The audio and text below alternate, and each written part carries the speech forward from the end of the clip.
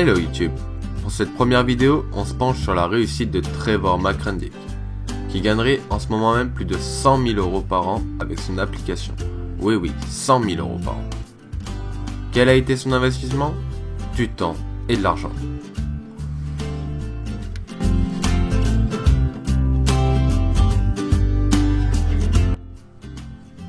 Ce Trevor McCrandick se définit lui-même comme athée. Et pourtant, ce jeune entrepreneur américain a trouvé un filon plutôt religieux pour gagner sa vie. Vendre des bibles. Mais pas n'importe quelle bible. Son truc à lui, c'est qu'il les vend grâce à une application mobile pour iOS. Comme il le raconte en détail sur son blog, d'un dîner familial en février 2012, Trevor McCrandick entend l'un de ses proches dire qu'il gagne entre 8 000 et 10 000 $ par mois en vendant des applications sur l'Apple Store.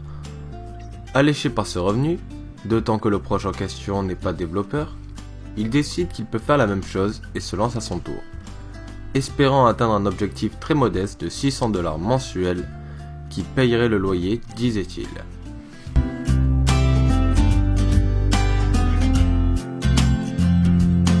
Il se met alors à recenser les applications qui rapportent le plus d'argent sur l'Apple Store, en se focalisant sur celles qui font du chiffre, mais sont mal foutues.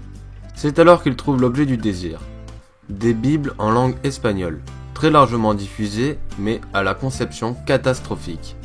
Cette réflexion est simple. Ceux qui diffusent des applications de bibles espagnoles gagnent décemment leur vie. Je pourrais faire une meilleure application pour un coût relativement modeste. La concurrence n'est pas très importante, donc on devrait me trouver assez facilement. Son choix est fait, il loue alors les services d'un développeur roumain qui réalise une première version de l'application pour 500 $. Une version audio hispanique de la Bible, et comme son intuition le laissait présager, c'est le jackpot. Dès la première année de publication, l'application vendue 9,99 $ génère un revenu net de 73 000 $, puis de 100 000 $ la deuxième année.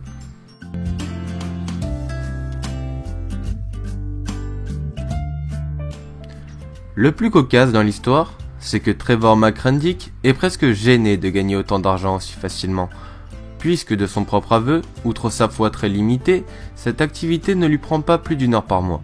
Bon, quand on connaît un peu la question, on imagine que la réalité est quelque peu différente, et qu'il passe certainement plus de temps sur le sujet, mais le ratio temps passé-revenu semble cependant très favorable.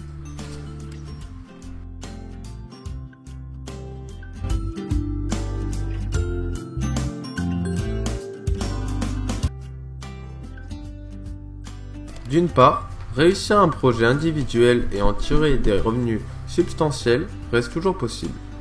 D'autre part, il n'est pas forcément nécessaire de disposer de fonds très importants pour démarrer.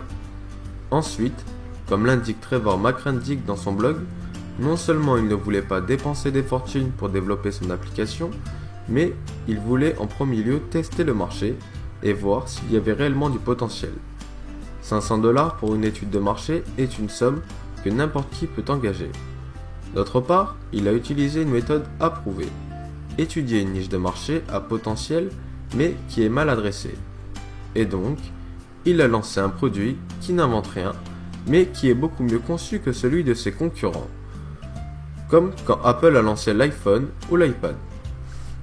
Enfin, il s'est focalisé sur le store, qui rapporte de l'argent là où les gens paient. L'Apple Store en évitant de se disperser. En tout cas pour le moment. Sans d'autres magasins d'applications qui probablement n'auraient rapporté que des clopinettes ou quelques centimes.